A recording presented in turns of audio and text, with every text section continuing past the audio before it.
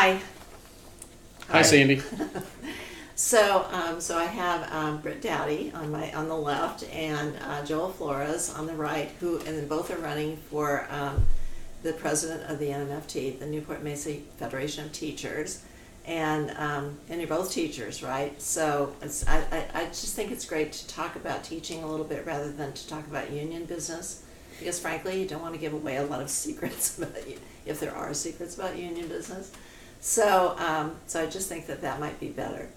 And I think the goal here, for me anyway, is to make sure that the teachers who are going to be watching it, because frankly they're probably just going to be teachers watching it, know who you are, kind of know about you and know who you are really, and about your teaching and so on. So, but if you guys want to, get into a fight, it's okay with me.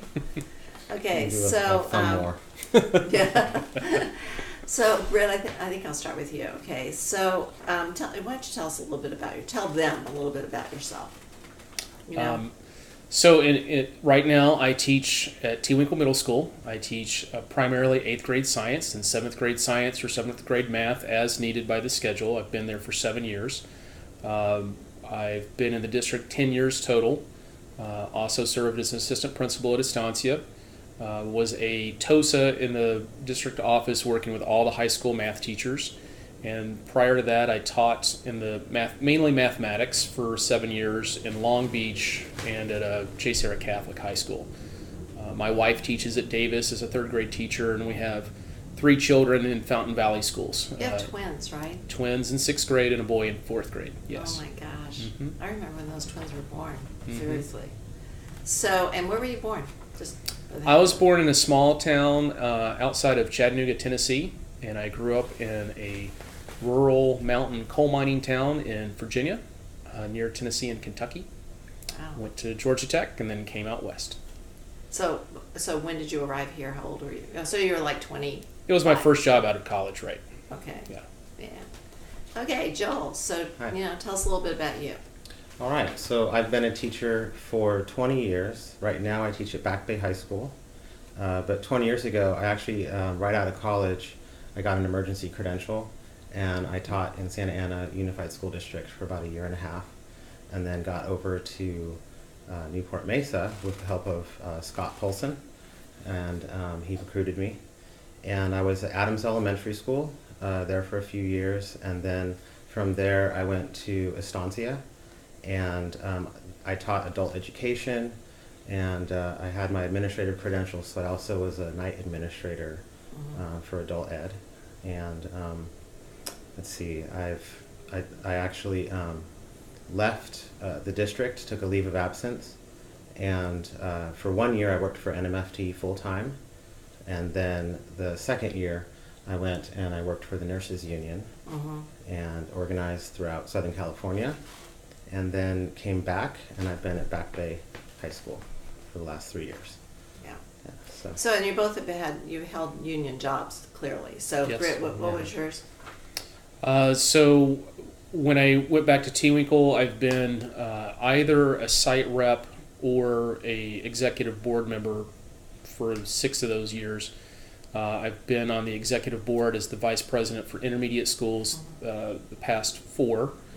I also serve on one of the state CFT committees, which it runs in 2-year cycles. So I'm in year 3 for the Educational Issues Committee. So we kind of look at everything under the sun from early childhood through universities. Okay. Joel, what was yes, your job? those are great committees, by the way. Yeah. Yes. It's most people, when they hear committee, they think that it's really I know. boring. I just These are, went blank when you said fantastic. committee. I was Yeah, It's- that's how most people are like, oh no. These are good committees. But yeah, so I started out, in Newport Mesa after my second year. As soon as I got tenure, really, I became a site rep over at Adams Elementary. And at Estancia, I was one of the, while I was at Estancia, I became one of the founding members of the Committee on Political Education. And then later, I was a vice president of high school and a treasurer. And I've mostly been a site rep. Okay, great. Yeah. So I want to talk about teaching a little bit. So, and right now, we know we know where you are. We know where you are. So this is a really interesting and confounding time to teach, and yes, you've had a curriculum guide, I guess, to guide you, but what do you really think you should be doing for the kids? I mean, if you didn't, yeah. I think that what's best for us as teachers is best for students, right? So our working conditions are their learning conditions. Mm-hmm. And we need the freedom to have, like, we need the buy-in for our curriculum. And so what's best for us is best for them. As long as we have buy-in for our curriculum, and then we need to just really build a good relationship with our students. And I think that's, the most important thing, is that we have a good relationship with our students, and then they'll actually perform better for us when when we're feeling vested in our curriculum, have that good relationship with the kids, and make a difference in their lives. Great. Britt? So I think in terms of when we're talking about curriculum for us, I agree with what Joel said, that the time that we have to do our job, the resources we have to get our job done, definitely impact kids. And right now the curriculum is so much in flux that there is, I think people at first were very appreciative of having freedom and flexibility and not having to be on page 7 on Tuesday. But the flip side is that it feels that there is so much that we have to create and not enough time to get everything done. And a lot of people are stressed by that in a serious way. So I think having the adequate time to do the development of that curriculum is very important and crucial, so that we can do a good job for the kids. And I think also the support mechanisms for kids, whether they are in crisis, and having enough people around them to be able to give them that crisis support really helps us, so that there aren't the behaviors, and the kid feels safe at the school as a whole, and then as well as in the classroom. So there's a lot to work on with regards to the multitude of change that we've got going on. So, Joel, do you find a lot of kids in crisis? I mean, where you are right now and where you've been in the past, do you find a lot of kids in crisis? I mean, there's always a backstory, right? And very often the backstory is not that great. Yeah, there's a lot of reasons why students end up at Back Bay High School. They come from all over the district, and there's just so many reasons. And it can be family-related reasons. It can be social and anxiety kind of reasons. They can come from all kinds of economic backgrounds. Yeah. And they all need to connect with a mentor or an adult, wouldn't that be great to have one-on-one? I mean, have somebody. But that's my whole thing. Yeah. So, Britt, I taught T-Winkle for a long time, actually, and I found that there were a lot of kids and it was a great time to be teaching there too. But I found a lot of kids had big backstories that I was actually stunned about. So, do you find that to be true? Very true, and it's still a great time to be at T-Winkle. It's an awesome staff, and we have. And Joel knows this because he's taught in that zone for a lot of years. There are great kids and awesome families. And I constantly, I tell my kids a couple times each year, I'd be happy with all of you babysitting my kids. Just maybe academically, everybody's all over the place, but the kids do have a lot of some very, very tough situations going on at home.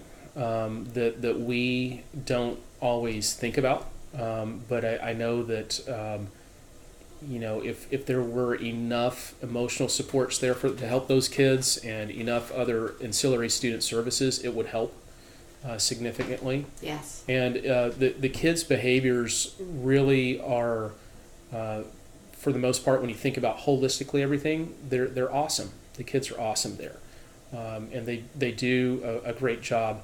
Just they have a lot of barriers. They may not have a place to study at home. They may not have an adult presence there at all because the adult's working so hard just to make ends meet. or there might be other factors at play too that I know that Joel sees in kids, and I've seen many of my students go to Back Bay, and we've both seen that happen for the kids we've worked with, and we try to support them the best we can. Yeah, it's tough, and I always think that there should be more. I mean, I've said this a million times. I've written about it a million times that there should be more counseling. There should be more counseling, not toward, the college kind of counseling, but just the how to deal with your home situation kind of counseling. This district is always saying that we're on the cutting edge of technology. Do you believe that? Why or why not? Joel? Well, I think technology is changing so fast. It's so important to keep up with it. We're on the cusp of a technological revolution. And when you look at students today, they are just, their brains seem like they are just wired into their phones, their computers, everything. And when I went to college, I didn't even have the internet.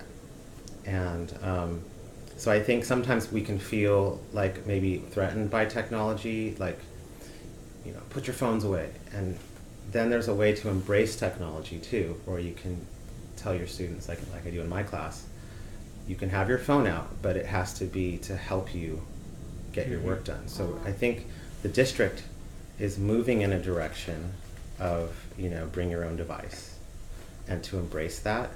But it is controversial among teachers and administration, because there's also a movement to have your, put your phones in a bag, and this is happening with adults as well at coffee shops in San Francisco and other places, where they're like, put your phone in this bag before you come in here.